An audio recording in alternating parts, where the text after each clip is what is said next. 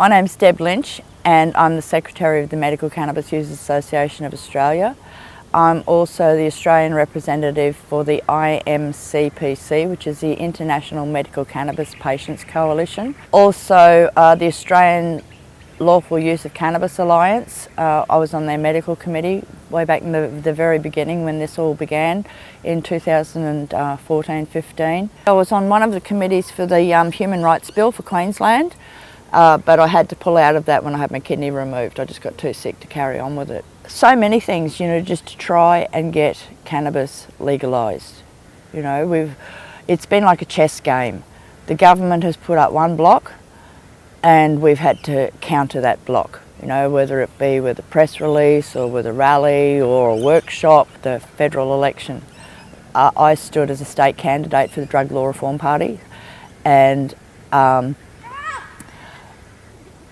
two of the people who were helping, John Jiggins, he was standing as a candidate in Brisbane for the House of Representatives, and another MCA committee member, Belinda Duna, were handing out pamphlets in West End. And there was another fellow who was helping them who actually wore a big cannabis hat. And Belinda came back to me afterwards and she said, "Oh, Debbie, we had people running away from him, She said they don't want to have anything to do with the leaf." And she said, "So we won't be able to use that anymore." And I've gone, No. We do the opposite. We have to make them start to accept it. There's been prohibition for too long. So we started a page called Destigmatise the Leaf, and we organised an event in the Brisbane Botanic Gardens where we actually planted 500 leaves, and they were all printed with different disease states on them, and the media attended. And after that we found that people were a little bit more accepting. They weren't so shocked by seeing a cannabis leaf. But that took a lot of hard work on a lot of people's parts to change one little thing like that, and that was only in one small group that was exposed to that. But that's had a flow-on effect, because the general community in the last 6 months, I just realised the other day, the whole feeling has changed. There's so much more acceptance, and this is why in the background I've been trying to draw attention to the fact that I don't believe there is anything as such thing as recreational use. As such, it's a distinction that the government make so that we are divided. I first started using cannabis in the late 1980s after I had a spinal injury. It was a work-related injury, and I subsequently needed to have surgery, but during that time I was on lots of painkillers and anti-inflammatory drugs and muscle relaxants, and they had me on Rohypnol, the date rape drug, to sleep at night time because I wasn't sleeping. And when I was up taking 2 of those at night and I still wasn't sleeping, I thought, no, this is no good. I can't just keep throwing these down my throat. Someone had already recommended cannabis, which I had been using to help with the pain and the muscle spasming in my back. And I knew that sometimes if I smoked too much of it, I went to sleep. So that's what I started to do. I used it to go to sleep of a night time, and I was having a much better pain-free sleep that way, so I continued on with that.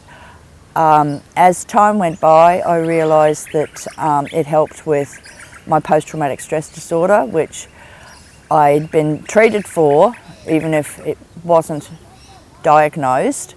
I was still treated for anxiety issues since 1977 by a variety of heavy-duty psych medications, from antidepressants to anti-anxiety medications, antipsychotics, and in my opinion, they actually made me worse.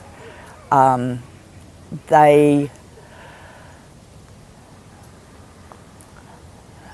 did horrible things to my head.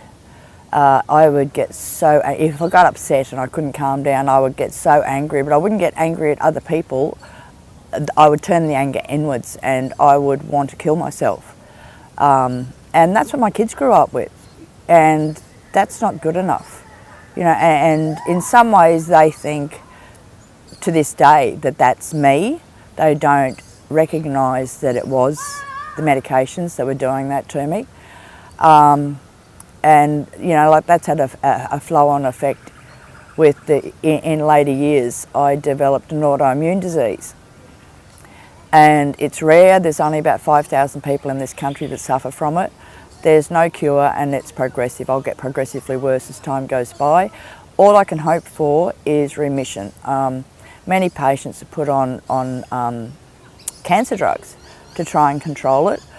I had exhausted all their treatment options. I did a 3-day, what they called a prostaglandin infusion in hospital.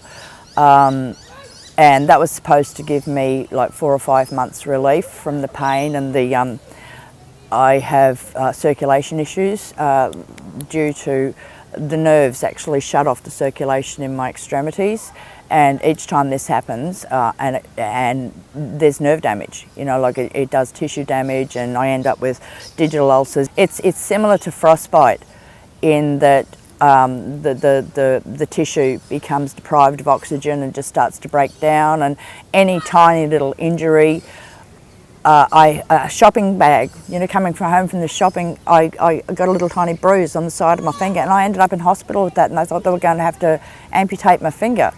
But there are so many other parts to it. The autoimmune disease I have is called Raynaud's phenomenon with limited scleroderma, or it's called systemic sclerosis. It's also called scleroderma crest variant, because I actually have the crest variant of it. And crest actually stands for calcinosis, Raynaud's, esophageal dysphasia, the scleroderma component, the rest of them, the calcinosis, I can get calcium deposits that can like break through the skin. They build up in many people. I've had a couple, I've been very lucky with them. The Raynaud's is a big problem with me, with the circulation being cut off regularly, because it's not only triggered by cold, it's also triggered by anxiety, and this whole cannabis fight has just been one anxious time, you know. Then there's the esophageal dysphasia, which meant that if I swallowed solid food, my esophagus would just cramp around it as it went down, similar to getting food stuck, and it's really painful, and it got to the stage where I was living on fluids. And I even had trouble getting fluids down sometimes. And the scleroderma, now that can affect you in so many ways, because that's basically, that is your connective tissue is being pumped full of collagen, so everything is becoming fibrous and stiff. I have the organ involvement with the GI issues. I now have some inflammation in a lung, so I've got lung involvement now. As well as that, it's a skin condition as well. I have lesions from the top of my head down to my ankles that doctors gave me prescription after prescription for ointments and creams and steroids, and nothing worked. But cannabis ointment does, you know, so why would I not use that when I'm getting success after years of having these things all over me? Then there's the sclerodactyly, where your fingers become stiff. And when I had the digital ulcer on this finger, the finger started to curl, and it is still quite stiff, and you can no longer like grab any skin on some of my fingers where they've become so like pumped full of collagen. But that finger had actually started to curl. Eventually, you know, like my fingers will all like claw over as this becomes worse and worse. But I read a study that indicated that cannabis had the potential to rewrite damaged DNA, and with an autoimmune disease, that was very interesting to me. And I did some investigating, and I asked some of the experts in the field, and they suggested that hemp seed would probably be the best thing to combat that, because it works at a cellular level. So I started incorporating bulk amounts of hemp seed in my diet, and my fingers are straight again. They're not 100%, but they're functional again. You know, I got to the stage where I was only using these 3, you know, and the index fingers were just kind of sitting there useless, because they were just so stiff and weren't responsive. So that's changed. So I make sure that I have hemp seed in my diet every day. In 2012, the construction industry in Queensland went through a really big slump, and our family's business was doing quite badly, and we couldn't afford to stay in the house that we were staying in. And to be honest, we didn't even have enough money to move into another house. And over the years, we'd taken our kids camping, for 6 weeks at a time. And I just said to my husband, I said, look, don't worry about it. We'll just put everything in storage, go camping for 6 weeks like we do anyway. And during that time, we can save up enough money to, move into another place, which is what we did.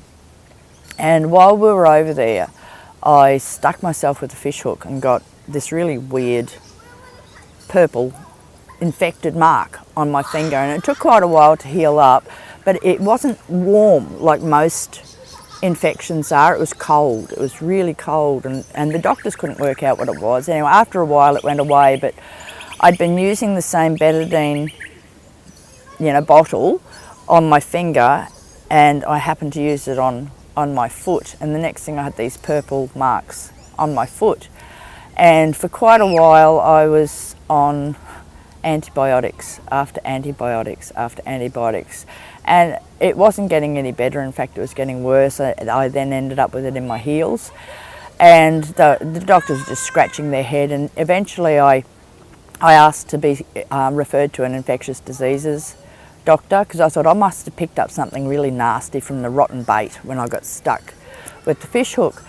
And he put me on a course of antifungal medications, and for 6 months I was fine. But we weren't taking into consideration the weather. It had also warmed up, so with this condition it settles down during the warmer months. It's triggered by cold. And at the end of the 6 months, I came off the fungal medications, and it reoccurred. So they put me back on the antifungal medications, but it didn't get better this time. But by that time, it was autumn, it was starting to cool off, and it was actually the cold that was triggering it. And it was the infectious diseases doctor who said, no, look, it can't be an infection. He said, we have to look further than this. I'd been seeing lots of different specialists. I was seeing a rheumatologist because I'd already had bad trouble with arthritis after having Ross River fever first, and then 12 months later I had a tick bite, which, although I tested negative to Lyme's disease, the rheumatologist believes I did have a Lyme infection.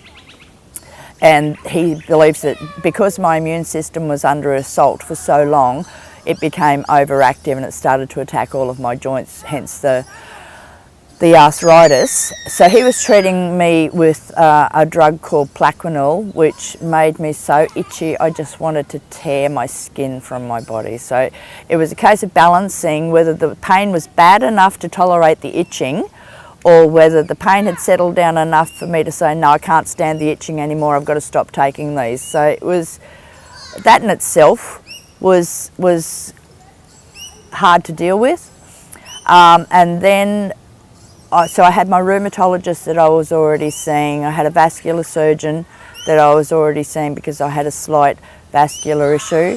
I was seeing a dermatologist for the skin lesions. I was seeing an allergist because I have another condition called Aquagenic Urticaria, which basically is if I get wet with water, I break out in hives. Now that can be tap water, fresh water, salt water, even sweat. So I was on high doses of antihistamines for those, extremely high doses of antihistamines to try and control that, because if I had a shower, for instance, every night, I would be scratching for an hour, and tearing skin off there. So I was seeing an allergist for that. I was also seeing a gastroenterologist for the spasming issues that I was already having. I started going around from one specialist to the other because at that time I was seeing private specialists, and it was costing me hundreds of dollars every visit to go and see them. So after another basically said, oh, I don't know, it's not my problem, it's got nothing to do with what I'm treating you for. I put off going back to the rheumatologist for quite a while, and I didn't go, make a special trip back to see him because of that. I waited until I needed to see him again. And I said, like infectious diseases doctor had said to speak to you about that. And he really matter-of-factly said, oh yes, well you remember in the very beginning when I told you you had that enzyme and you might develop this? And I go, well, yeah, vaguely. He's going, oh, well, you've got it. I'm going, oh, okay. He never ever really explained the symptoms that I would be facing. I went into it blind, and although he briefly skirted over things like, oh, you might get a little bit of thick skin around your fingers and around your fingernails, and you might suffer from something like frostbite. Well, I've never even been to the snow. I don't know what frostbite symptoms are. It's kind of like, oh, okay, it must be really sore. I was not prepared for, number one, the severity of the condition and the pain, but also the speed at which it manifested. Even the rheumatologist commented on the fact that what had manifested in 2 years in me usually took 2 decades in other people. So I was kind of like, how much worse is this going to get with a progressive disease? How much faster? And after I had the injury on the finger and I ended up in hospital and they did the prostaglandin infusion, and after that, instead of getting symptom relief, my symptoms actually increased, probably 50-fold. It was after that I got the digital ulcer, and I had that for 8 months. By the end of the 8 months, I was tearing my hair out. I was in so much pain, 24 hours a day. I wasn't sleeping, I wasn't eating very much, and the painkillers were just doing my head in. And then I don't even know how I found the MCUA, but I kind of stumbled on to them on Facebook, and I read about cannabis oil, and I already knew that I was getting symptom relief with my back from smoking. While we were over at Stradbroke, we couldn't afford for me to go and get my prescription filled for all of my psych medications, and I already knew that the cannabis did calm me down during the periods where I was so upset that I couldn't calm down and I became quite self-destructive. It was always cannabis that calmed me down enough that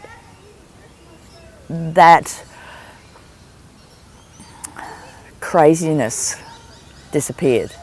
It straightened me out basically and calmed me down enough so that I could cope again. So I already knew that it worked in that way, and I thought, well, I can't afford to get them. I did have access to cannabis that I had grown, and I thought, well, I'm just going to smoke cannabis like I did with the Rohypnol, because I didn't have smoking the cannabis during the day with the Rohypnol and using it at night to go to sleep. I didn't have any withdrawal symptoms, and I knew that they were very addictive and that the withdrawal symptoms to them should have been horrific, and I was kind of like, oh, this isn't so hard. And then when I went back to my GP, he even commented that, he wouldn't believe me at first. He wanted to write me out a prescription, a repeat prescription. I've gone, no, I don't need them. He's gone, what do you mean you don't need them? I said, oh, I stopped taking them a few weeks ago. And he's gone, how? He said, people normally need pharmaceutical intervention to get off them. And I've gone, well, no. And I told him how I gotten off, and he was gobsmacked. He just couldn't believe it. And then, so I already knew that without realising it was medicinal, that it did good, basically. So I thought, well, that's what I'm going to do this time. I had no withdrawal symptoms from the psych drugs, and as the next few weeks while we were over at the island played out and I came out of that drug fog, I realised that I hadn't been there for a long time. I'd been really absent. Both emotionally and in my connection even to my family. It's really difficult to explain what it's like, but sometimes it was like just watching everything go on. And I realised that the drugs had really been playing havoc with me for, over 30 years. And that's when I started to have really firm belief in its healing properties. And as I said, the next thing I stumbled on the MCUA when I was in great pain and found out about cannabis oil, And it's not that difficult to research how to make it. All I had to do was go onto YouTube and follow the directions, and from the very first dose of cannabis oil that I made, there was significant symptom relief. As time went by, I was able to refine my treatment methods. I started using a cannabis can of coconut oil, which was kindly donated to me by Jenny Hallam. And then I realised I was putting it into capsules, and then I realised one day when I ran out of capsules and I just took it off the spoon that I was getting better symptom relief taking it off the spoon, because it was coating the esophagus as it went down, rather than the capsules gave me some relief, but they were bypassing the esophagus, and the capsules weren't melting until they were actually in the stomach, so you weren't getting as great symptom relief. So a lot of cannabis medicine is trial and error. Everyone is different. All of their treatment methods are going to be different. Even people with the same condition may need different treatment methods.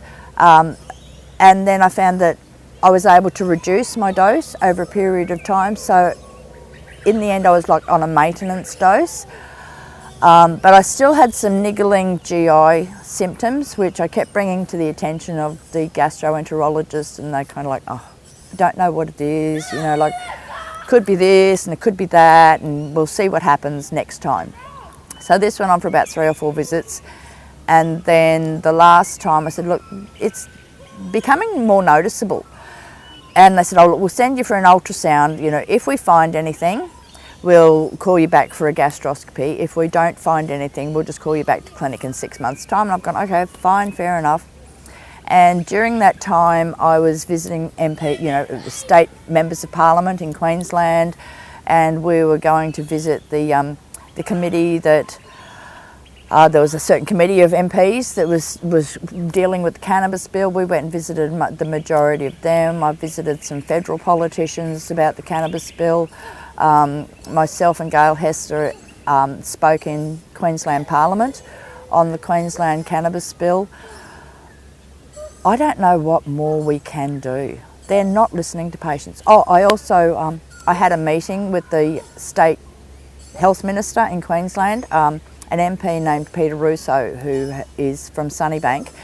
He was organising a community cabinet, and we were invited to apply to have a meeting with the health minister, which we were granted.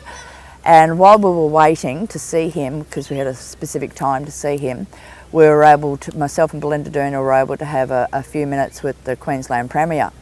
And she said that she supported a roundtable conference between patients and Queensland Health to try and work through this. And this was very early in the piece, you know, 2015, quite middle of the year, so not long into the cannabis fight. And you know, we were really excited by this. You know, the Premier's supportive. You know, we've got a meeting with the Health Minister, and we've gone over there, and he was horrid. He said, no to cannabis patients. And what do you mean no? No, the answer's no. And he then went on to basically try and bully me. He cited a list of charges I could and would be charged with. Like, he was sitting across the table from me, you know. It was designed to be intimidating, but all that did was make me angry. And I thought, no, you're playing with my health. You're playing with my basic human rights here to effective pain relief. And it just made me angry. And I thought, no, I'm going to fight this. And that's what I've been doing ever since. A few weeks ago now, I had a very innocuous visit from the police on a completely different matter to cannabis, and they happened to find my plants, and subsequent to that they started searching, and I told them that I had cannabis oil there, and they took the next 3 months worth of my medicine. They took what plants I had left there that I hadn't yet made into medicine. They took all of the ointment that I need for the next 3 months. I have now been charged with producing a dangerous drug, possession of a dangerous drug, possession of utensils, and possession of implements to make dangerous drugs. cannabis is not a dangerous drug. You can't die from cannabis. No, you can't die from a cannabis overdose. Not the same as the opiates that they had me on, where half the time I was so doped up, I didn't even know how many I'd had that day. You know, all I felt was pain, I need another pill. And I was crazy. You know, I was sobbing, I was snapping at people, and it's not a way you want to live. It's not a way you want to live. The last Christmas day that I spent on pharmaceutical medications, I didn't even get out of bed. My family had Christmas outside while I slept in bed because I was unable to even get up out of bed. I was so doped up.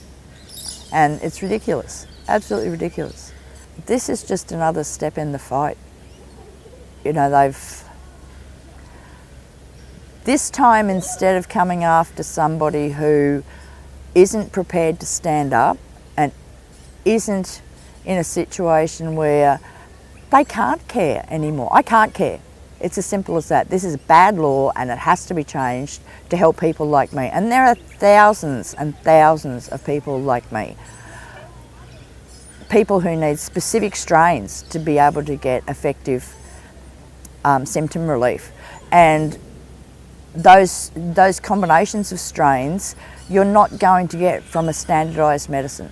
It's going to be a failure in the long run. There are going to be some people who are going to get some relief from it, but we're talking about effective medicine available now that the patients know about. The problem is the government and the medical profession haven't caught up with what the patients know. And it's because we live it.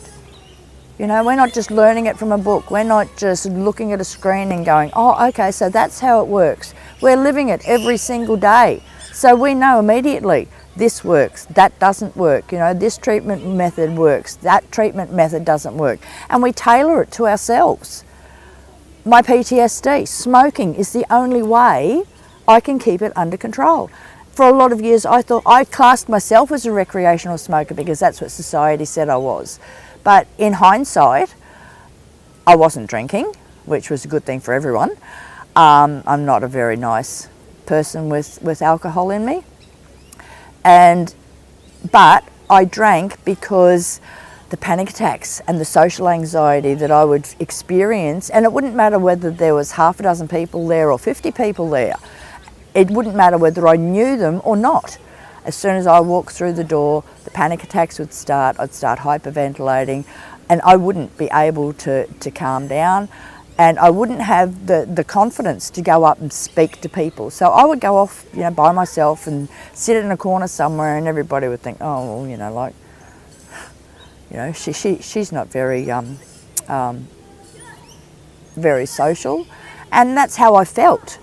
But I wasn't physically able to do it. But with smoking cannabis in what is supposed to be a recreational way, it enabled me to be able to do that, to be able to calm down enough that I was able to have a social interaction with people without feeling like I just wanted to run. I didn't want to talk to anybody, I just wanted to run. We need people to keep contacting their state members. Even if you've contacted them 100 times, keep contacting them. Contact them every single day. Contact your federal members. Tell them these laws do not serve patients. They may serve big business, they may look fine on paper in theory, but in actual practice, they don't work. And they're not going to work for us. So they need to change the law. They need to look at it. They need to start speaking to the patient groups and finding out what the consumers actually need instead of saying, no, this is what we're going to give you. And then we're going to take it away and we're going to put up blockages there, like taking away Category A, which we had to fight to get back. You know, it's like a game of chess. They make one move, we have to make another, and it's ongoing.